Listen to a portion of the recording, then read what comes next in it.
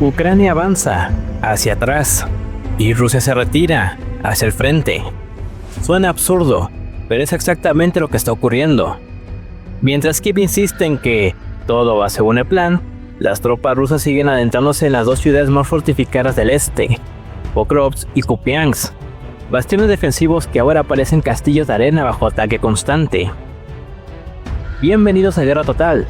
Hoy vamos a hablar de las dos batallas más importantes del frente ucraniano en este momento. Si te apasiona la geopolítica, los análisis militares y quieres entender qué está pasando realmente más allá de los titulares, suscríbete ahora y activa la campanita. Comenzamos. Según distintas fuentes, desde inicios de octubre, las fuerzas rusas comenzaron una nueva operación de asalto para romper la línea defensiva sobre la calle Sakinsky Ukraini, o Defensores de Ucrania, un nombre que, a estas alturas, parece una cruel ironía. Esa calle se ha convertido en el eje central del combate urbano, un corredor lleno de edificios destruidos y posiciones ucranianas que cambian de manos varias veces al día. El objetivo ruso es claro: tomar el control total de la parte sur de la ciudad, conocida como la Ciudadela. Y no se trata de una simple maniobra táctica. Capturar el sector sur significaría el principio del fin para toda la defensa ucraniana en Pokrovsk. La razón es que la Ciudadela es el corazón del bastión urbano. Y conviene entender qué significa eso. No es una fortaleza tradicional, sino una gigantesca estructura urbana de edificios multifamiliares y torres de concreto, que se extiende desde la estación ferroviaria en medio de Pokrovsk hasta la zona sur. Una especie de fortaleza moderna construida por el urbanismo soviético, y ahora convertida en un campo de batalla vertical, donde cada piso, cada ventana y cada escalera se disputa a sangre y fuego. Por esto es por lo que, si la Ciudadela cae, colapsa también la área entera de la ciudad, razón por la cual Kiev está enviando sus reservas, tratando de frenar lo inevitable. Parece ser que el mando ruso evitó lanzar un asalto frontal sobre esta zona, optando en cambio por rodear gradualmente las posiciones ucranianas, crear pequeños arcos locales y aislarlos de sus líneas de suministro y apoyo logístico. Una vez encerradas, estas agrupaciones son batidas sistemáticamente con fuego de artillería y drones kamikaze, antes de que la infantería avance para limpiar los restos de resistencia y consolidar el terreno. Gracias a esto, las tropas rusas han avanzado aproximadamente 1 kilómetro desde la calle Defensores de Ucrania, y en las últimas 72 horas han consolidado el control de Chartarsky y Sonexny al sur de Pokrovsk. Además, han ampliado su reconocimiento por el distrito Pivdevny y la calle Pushinka, y asegurado el dominio sobre Selenivka y la Surny, transformando así el sector en un corredor bajo control ruso efectivo. En el noroeste, en el distrito de Durniak, las fuerzas rusas capturaron el depósito de automóviles, mientras que el ejército ucraniano está intentando alcanzar nuevamente el cementerio situado al norte de Leontodnich de las líneas férreas al noroeste de Pokrovsk, creando una pequeña saliente en medio del avance ruso que ha encerrado a sus propios soldados. Sin embargo, lo más relevante es que las unidades rusas lograron finalmente cruzar la línea ferroviaria, abriendo paso a una ofensiva directa en dirección a la zona industrial de Pokrovsk. Las fuerzas rusas avanzan desde la carretera T-0406, aunque con enormes dificultades, debido a la resistencia ucraniana concentrada en los pasos ferroviarios y en las áreas urbanizadas adyacentes. Los combates son especialmente intensos en el tramo de vías al noreste de Kotline, que se ha convertido ahora en la línea de frente activa. En esta zona, las tropas rusas han capturado la sección sur de la vía férrea, entre el pueblo de Kotline y la propia Pokrovsk, consolidando su control sobre varios tramos de las vías centrales dentro de la ciudad. Este avance, aunque lento y costoso, les permite cruzar la infraestructura ferroviaria y comenzar un asalto frontal sobre la zona industrial, considerada el corazón estratégico de Pokrovsk. Si logran asegurar el control total de este sector, el más crítico de Pokrovsk, se habilitarían cercos locales que, encadenados, podrían poner en marcha la cuenta regresiva para la caída completa de la ciudad en manos rusas. La zona industrial de Pokrovsk constituye un entramado de fábricas, talleres, depósitos logísticos y antiguas plantas metalúrgicas de la era soviética. Muchas de ellas construidas con infraestructuras reforzadas, diseñadas incluso para resistir ataques nucleares durante la Guerra Fría. Pero su importancia no se limita a la solidez de sus estructuras. Antes del conflicto, este complejo servía como columna vertebral del sistema productivo local, brindando apoyo directo al cinturón minero occidental, en particular a la mina de carbón coquizable de Pokrovsk, también conocida como Pokrovskaya, situada más al oeste de la ciudad y al norte del asentamiento de Udashne. En esa zona ya han comenzado los primeros enfrentamientos. Durante la mañana del 8 de octubre de 2025, empezaron a circular los primeros videos grabados en las inmediaciones de la mina Pokrovskaya, donde se observan unidades ucranianas atacando posiciones de fuerzas armadas de la Federación Rusa.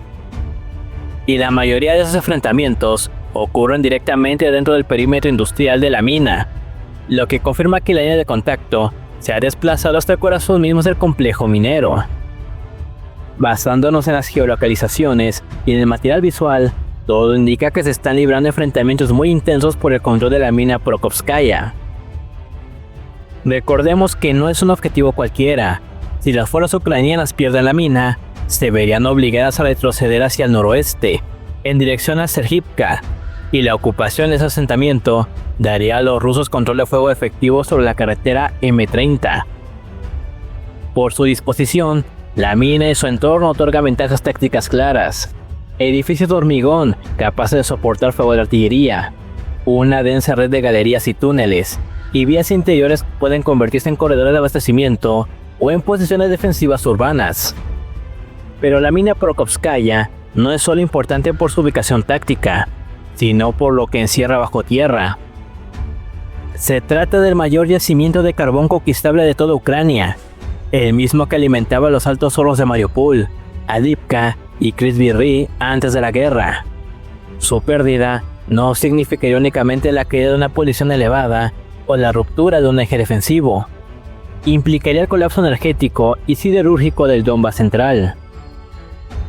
Esta instalación, conocida oficialmente como el complejo minero Shaftospralimnia Pokrovsk, pertenece al consorcio Betinbenz y antes de la guerra extraía más de 7 millones de toneladas anuales de carbón coquizable, una cifra que representaba cerca del 20% de toda la producción nacional de este tipo de mineral. El carbón coquizable, a diferencia del térmico, es indispensable para la fabricación de acero, ya que se transforma en coque, el combustible que permite alcanzar temperaturas superiores a los 1500 grados centígrados en los altos hornos. Además del carbón, la zona minera contaba con planta de procesamiento, línea férrea industrial propia y depósitos de coque ya procesado, lo que la convierte en un objetivo de alto valor militar. En caso de caer bajo control ruso, estas instalaciones podrían ser reconvertidas rápidamente para almacenamiento de municiones, refugios subterráneos o incluso nodos logísticos para la ofensiva hacia Pokrovsk y Dropopilia. Como puede observarse, las fuerzas rusas cruzaron la línea ferroviaria en 3 puntos distintos, al suroeste, al sur y al sureste, ejecutando una maniobra de envolvimiento que busca bloquear la carretera M30, arteria que conecta Pokrovsk con el este y el norte del Donbass, y que enlaza directamente con Pavlogrado, uno de los principales nodos logísticos del frente ucraniano. La situación, por tanto, es crítica para las fuerzas armadas de Ucrania. Ha comenzado la batalla decisiva por el destino de toda la guarnición de Pokrovsk. Los rusos avanzan desde el sur y el suroeste, mientras las líneas ucranianas se desmoronan alrededor del eje ferroviario y del cinturón industrial.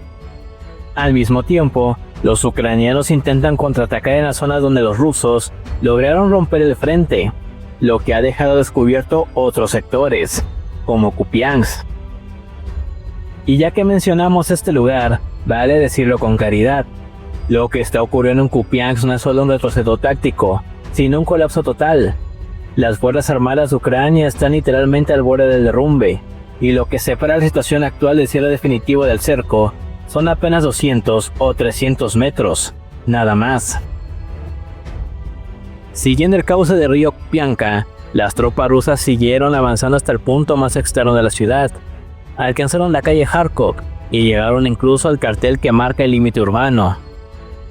Con ese movimiento, cortaron por completo la comunicación entre la ribera occidental de la ciudad y el resto de Ucrania, porque ahora controlan físicamente la carretera que se convierte en AP-07, esa misma que conecta con Chuguyiv y más adelante con la propia Kharkov, es decir, la ruta de escape, la arteria logística y la línea de abastecimiento quedará bajo control ruso. Además, las fuerzas rusas avanzaron desde el estadio Spartak siguiendo la carretera P-79, una vía clave que funciona como ruta logística hacia el sur de la ciudad. Que hoy esas posiciones estén en manos rusas significa que el dispositivo central ucraniano fue completamente perforado, sin margen de maniobra ni posibilidad de reorganización. En otras palabras, el frente interno de Kupiansk se vino abajo. Ahora solo queda un estrecho corredor, que todavía conecta a las tropas ucranianas atrapadas dentro de la ciudad con el resto de su frente. Pero ese pasillo ya está bajo fuego directo, cruzado por drones, artillería y campos minados.